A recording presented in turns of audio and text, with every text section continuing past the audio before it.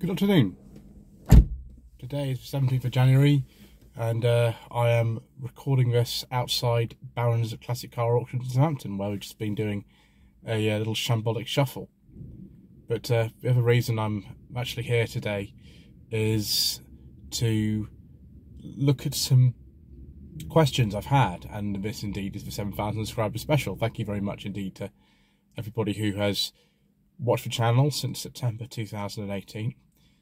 Those who have supported the channel, donations, channel memberships, just literally watching the channel, particularly if you've got a habit of watching the videos all the way through, if you leave the adverts running, if you just watch regularly, that means an awful lot to me, even more so actually, to be honest, than the channel memberships. They're wonderful and they help the channel keep going, but just to have people regularly watch the content over the last few years and really enjoy the videos has been fantastic. We'll look at some viewer questions now. I think the majority of them would have come through the community post I did a couple of days ago, but I'll see if there are any from the actual live stream itself. So the first one is from Tom, and Tom says, "Many congratulations on the 7,000 subscriber achievement." Thank you very much indeed, sir. "Over the last few years, I've noticed the lowest prices for roadworthy cars skyrocket. So my question is, what range of pricing do you think the lowest tier of cars will be in a few years' time? Let's say the average is around 500 to 750 pounds at the moment. I have no doubt that this is probably a chip shortage, but I'd like to hear your opinion." The thing is, I've actually just recorded a video just earlier on today when I was on the way to the auction house, which is concerned the fact that trying to find any roadworthy car with an MOT for £500 or less these days is, well, it's almost impossible. It's really difficult actually. So because of the fact that £500 in terms of purchasing power is a lot less than it was, say, in 2019 when we did the £500 centre pod challenge, I don't actually know. We're going to have to see, because if the second-hand car prices generally do come down a bit, and there's no reason why they shouldn't do in a few years once the supply issues have been ironed out, but it might be that they just return to around what they were. But equally they could get worse. At the moment, I don't know. I wouldn't like to really speculate. We'll have to just see. I know that's a bit of a cop-out perhaps, but that's all we can say at the moment, I think. So next question has come from Steve Staff, who has been watching the channel for a really long time actually. I think it's over sort of 3 or 4 years now. Congratulations on 7,000 subscribers. Thank you, sir. Keep up the good work. My question is, if you hadn't got involved in the motor trade, what would you two think you ended up doing? There were several things I might have done. I worked in the charity sector for a really long time. I worked voluntarily and then latterly in a paid role for a Christian organisation based in London. Between about 2009 and 2019, so about 10 years on and off doing various things. I also worked for a Christian music festival, which was sort of in parallel with that because one came out of the other. And I worked for a church for a couple of years as well at the time. So yeah, there were various things that I did. I could have continued to do that, but there were sort of changes within the organisation, and I felt very much towards the end of my time there that actually I should start doing, you know, what I wanted to do for a very long time. And I'm very pleased to say that with the vehicle sourcing that I do, it's actually led into another whole kind of sideline really, because this isn't my full-time job, and I don't think it will be ever, probably, particularly at the rate that, you know, the income that the channel generates is nowhere near enough to give anything up. It's you know, some months it gets a lot better, some months it's not so good, But you know, it just means that I continue doing what I do, with sourcing cars for people and the other things that I do as well, and that's fine. But yeah, I could have continued doing what I did with the in the sort of charity sector, faith sector, but I didn't. I actually sort of moved more into doing this, and yeah, the result of that is some of what you see on the channel. Not all of it at all, but some of it. And I do hope that you've enjoyed the videos.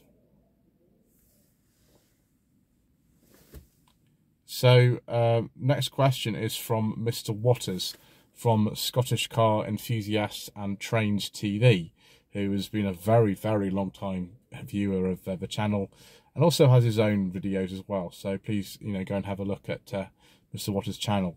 There's lots of good stuff on there. So he asked, after saying, well done on 7,000 subscribers, thank you, sir. What's the most enjoyable car review you ever done?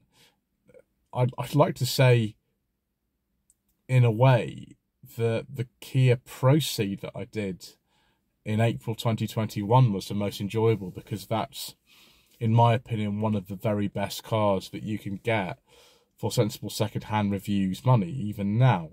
And as a package, that car is fantastic. It's very nice to drive.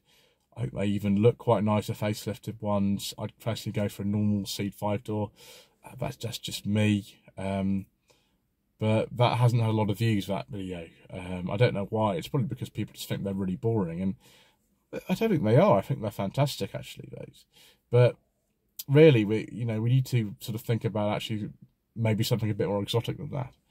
And the Datsun 260C was probably the one I enjoyed the most. The E-Type was a lot of fun, but that's a very difficult car to drive at lower speeds. The 260C, despite the fact it doesn't have power steering, and neither does the E-Type, that is a bit easier to drive.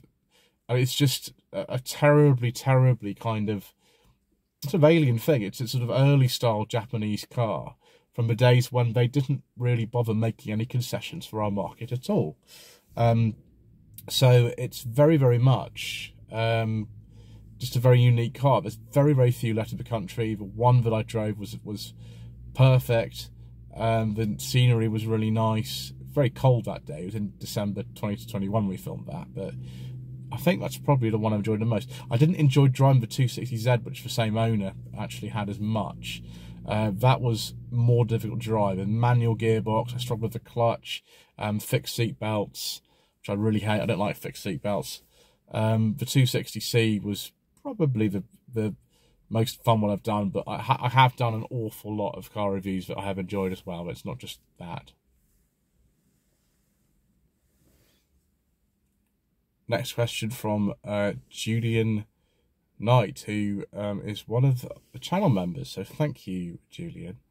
His question is, what car do I regret selling the most? That's actually quite an easy question. You'd think that it'd be the old Triumph Dolomite I had. It was my first classic when I was about 22, 23, something like that. But at the time, it just wasn't really suitable for me to keep a car like that.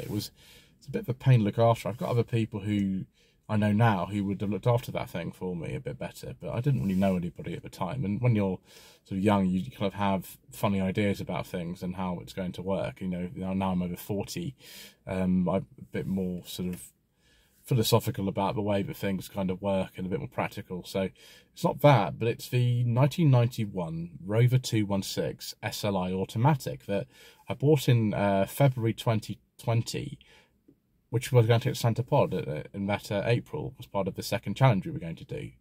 Now, I had too many cars during the lockdown. We had 4 cars actually at the house, and I barely needed maybe like one between us to actually do things. My lady wife is working from home. Our lodger was working from home. I still need to go to mother's house. I still need to go and do shopping and things like that. But we didn't really need all these cars, and we got rid of the Rover quite quickly, really. Somebody from the West Midlands kind of bought it and actually paid me a bit more than it owed me, which was nice. So it was not a massive amount of money, but it was a bit more. With the insurance and the tax, though, you know, we lose money on it. But now Mr. Miller from Classics World, whom I actually bought the car off because he was selling on Barber Kelsey Media, it's his company car, in inverted commas. He really wants that back. And, you know, I don't think we've been able to sort of find anything positive really about it. I think it's still around. I don't think it's been scrapped. It wasn't perfect by any means or anything like that, but it would have been good enough to take to a challenge. And my lady wife really, really enjoyed driving that. She thought it was brilliant to drive. And that's what makes me think that I should have another R8 at some point.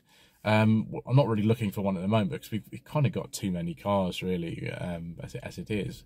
Fortunately, we do, in a way, because when one of them's broken, we're able to use another one, which is good. But that's the one I regret selling the most. The MG3, I maybe sort of regret getting rid of it, really, but yeah, it was all right. We had our fun with that, and I've driven other MG3s. But that's probably the one that I regret selling the most, if I'll just give an answer with one.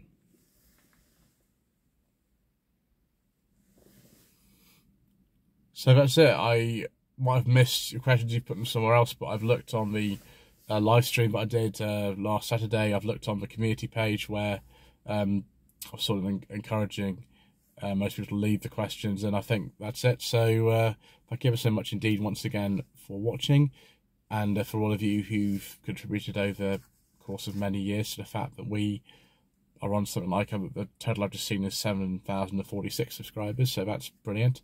Don't forget to like this video, comment below, and if you haven't already done so, subscribe. That would be wonderful, and we shall see you again soon.